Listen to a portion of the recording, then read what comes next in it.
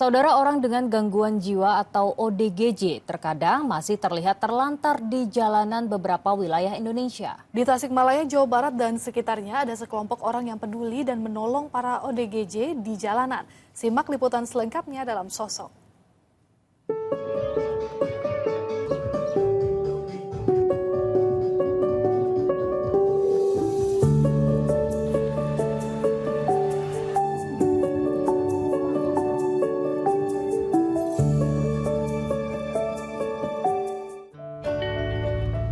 Di tengah keseharian kota Tasikmalaya, Jawa Barat, ada satu sosok yang telah mengabdikan dirinya untuk merawat ratusan orang dengan gangguan jiwa, ODGJ, yang terlantar di jalanan.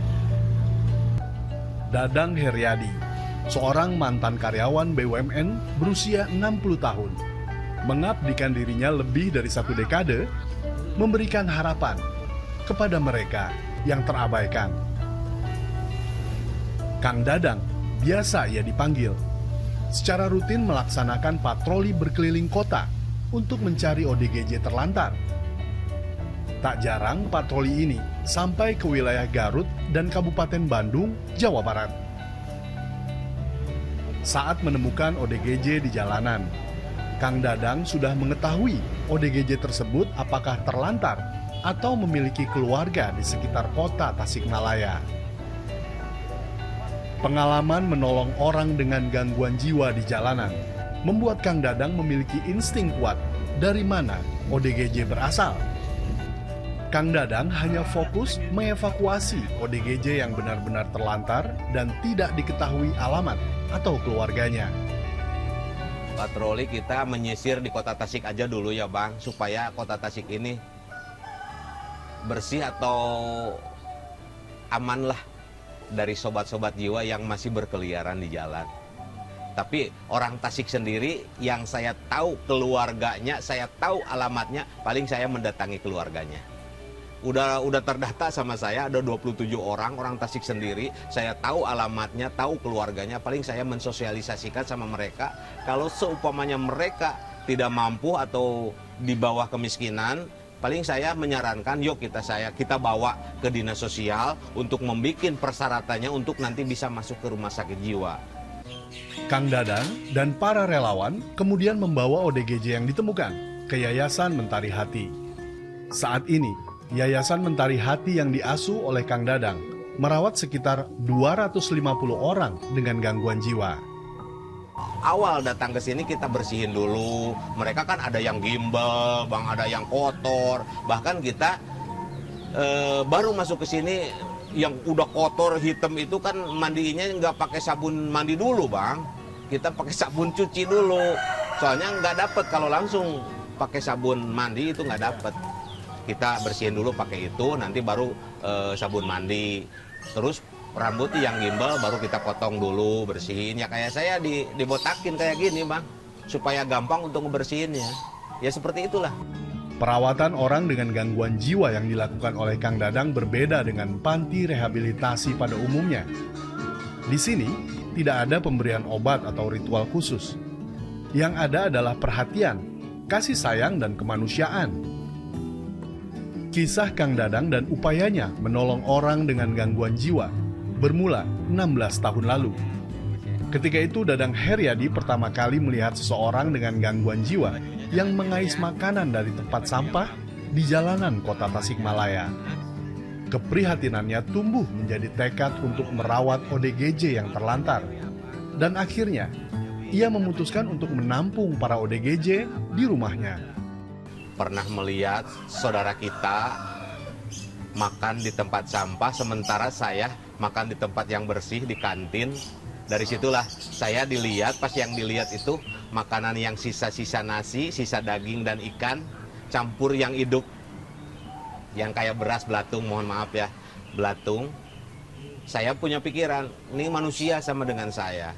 Cuma takdirnya aja ya nggak sama. Makanya saya ngambil nasi yang bersih dari kantin, sama tadi daging, ikan, dan tempe tahu. Saya kasihkan ke dia sama air mineral.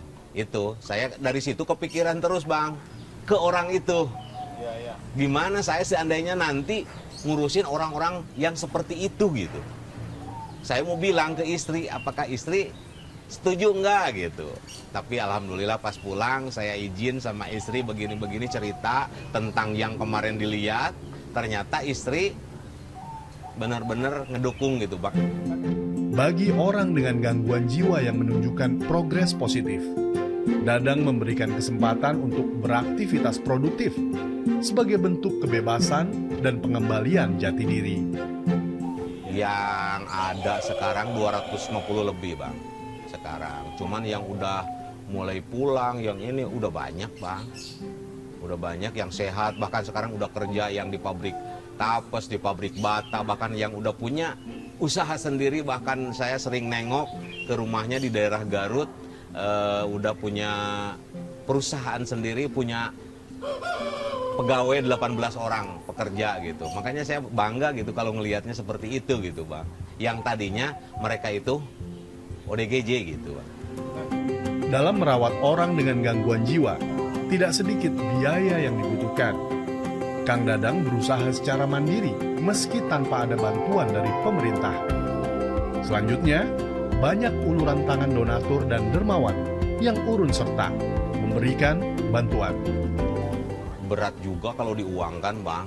Cuman kita tetap yakin adanya Allah, pasti Allah mengirim siapapun yang punya tangan-tangan baik untuk membantu sobat-sobat jiwa di sini. Ya alhamdulillah sekarang juga saya selalu berterima kasih kepada donatur-donatur yang telah membantu sobat-sobat jiwa yang ada di Yayasan Mentari Hati. Yayasan Mentari Hati tidak menerima ODGJ yang dititipkan oleh keluarganya. Mereka mengkhususkan hanya merawat ODGJ terlantar yang berkeliaran di kota Tasikmalaya.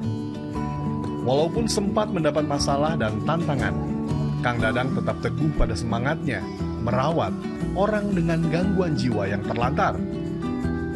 Dalam merawat ODGJ di Yayasan Mentari Hati, Kang Dadang dibantu oleh 17 orang relawan. 7 orang di antara para relawan mantan orang dengan gangguan jiwa yang dulunya mendapatkan perawatan di Yayasan Mentari Hati. Meski memiliki tugas dan fungsi yang berat dalam mengurus ODGJ, namun para relawan tidak mendapatkan gaji tetap. Kalau kendala sih tentunya banyak sekali ya, soalnya kan kalau misalkan ngurus ODGJ itu beda sama ngurus, kalau dibandingin sama ngurus anak kecil itu lebih repot dibanding anak kecil gitu.